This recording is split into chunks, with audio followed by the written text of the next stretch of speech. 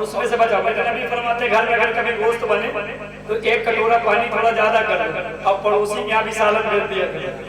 और हम लोग क्या कहते हैं, कोरमा बनाना, एकदम सूखा सूखा बनाना, अच्छा सा बनाना ताकि हम ही लोग घर में खाएं, एक आदमी का कब चलेगा, पड़ोसी भूखा मर जाए चलेगा, लेकिन कोरमा होना चाहिए, एकदम सूखा होना चाहिए। और नबी क्या फरमाते, सालन पतला हो जाए चलेगा, लेकिन पड़ोसी भूखा मर जाए तो तेरा खाना हराम, तेरा खाना हराम है। अल्लाह के रसूल से पूछा गया, या रसूल अल्लाह पड़ोसी किसे कहते हैं? तो मेरे आका फरमाते 40 घर दाएं, 40 घर बाएं, 40 घर सामने, 40 घर पीछे, यानी 120 घर तुम्हारा पड़ोसी।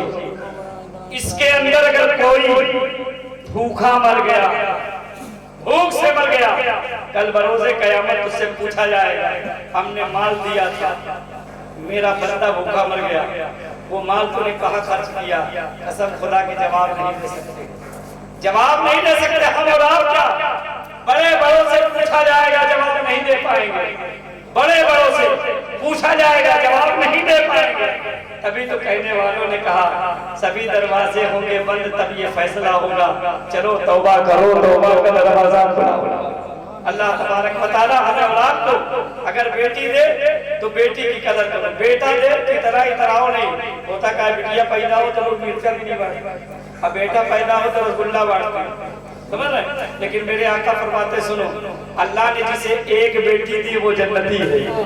जरा मोहब्बत से बोल, अल्लाह ने जिसे एक बेटी दी वो जन्नती है।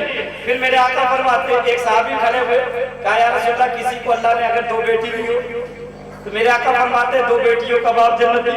फिर वो पूछते या रसूल अल्लाह किसी के पास 3 बेटी हो, मेरे आका फरमाते 3 बेटियों का बाप जन्नती। एक साहबी खड़े हुए, उनके घर में बेटी नहीं थी, उनके घर में बेटे ही बेटे थे। वो साहबी कहते या रसूल अल्लाह अगर जिसके घर में बेटी ना हो वो क्या करे? मेरे आका फरमाते मोहल्ले में किसी बेटी का जब निकाह हो, सिर्फ जाके सिर्फ के दिल से खड़ा हो जाए उसे भी जन्नती अल्लाह फरमाता। सिर्फ निकाह के वक्त शफकत की निगाह से खड़ा हो अल्लाह उसे भी जन्नती बना देता है। अब पता ये चला कि बेटी जन्नत ले जाने का सबब। फिर वही मेरे आका फरमाते सुनो, जब बेटियां बाप के घर में होती है तो बाप के लिए रहमत। जरा जोर से बोल, ये बात किसी को मालूम हो या ना हो, सुनते समय मैं भी सुनता था, लेकिन बेटी रहमत कैसे ये मुझसे पूछिए। कसम खुदा के 3 साल पहले मेरे घर में 3 बेटे थे, लेकिन बेटियां, मेरे पास बेटी नहीं थी। 3 साल पहले मेरी बेटी पैदा हुई।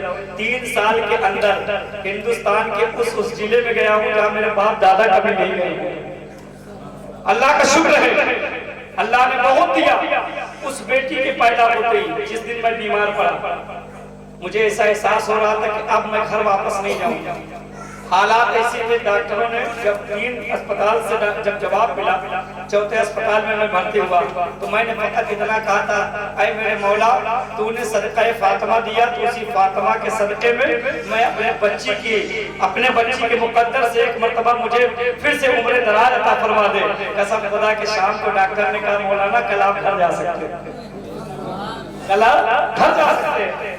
बेटियों से मोहब्बत करिए। मेरे आका ने बेटियों से मोहब्बत, और ये मोहब्बत ही थी कि जब मेरे नबी के घर फातिमा आती थी तो फातिमा के लिए शफकत में मेरे मुस्तफा खड़े हो जाया, खड़े हो जाया। जब निकाह हो गया मौला अली के साथ, जब अली के साथ हजरत फातिमा का निकाह हो गया, तो मेरे नबी ने फातिमा और अपने घर के बीच में एक दीवार, उस दीवार में छोटी सी खिड़की बना रखी थी, छोटा सा छेद बना रखा था, उसे बिल्डुक जिसे हम लोग कहते हैं, छोटा सा। तो हजरत आयशा फरमाती है या रसूल अल्लाह ये क्यों बना है? कहा जब फातिमा को देखना होता है तो इसी में से देख लिया करें।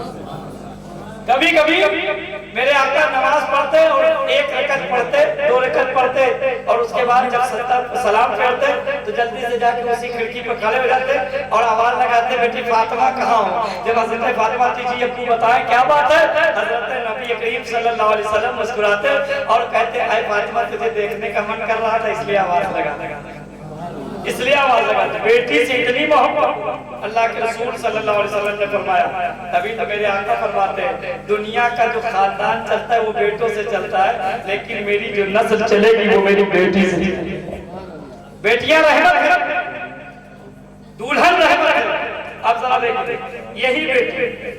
यही बेटी एक आखिर जुमला सुने, यही बेटी जब जवान हो जाती है 16 साल 18 साल 20 साल 21 साल 22 साल की जब होती है, और जब इसका बाप निगहबान होता है तो बाप के लिए बेटी जब बचपन में रहमत होती है, फिर जब इसका निकाह होता है या शौहर क्या रुखसती में जाती है, शौहर के घर में कदम रखती है तो शौहर के माल में बरकत हो जाया करती है।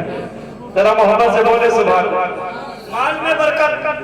अब जरा देखें, शौहर के लिए बरकत, बाप के लिए रहमत, बाप के लिए रहमत और शौहर के लिए बरकत। और वही औरत जब माँ बनती है तो अपने बेटे के लिए जन्नत।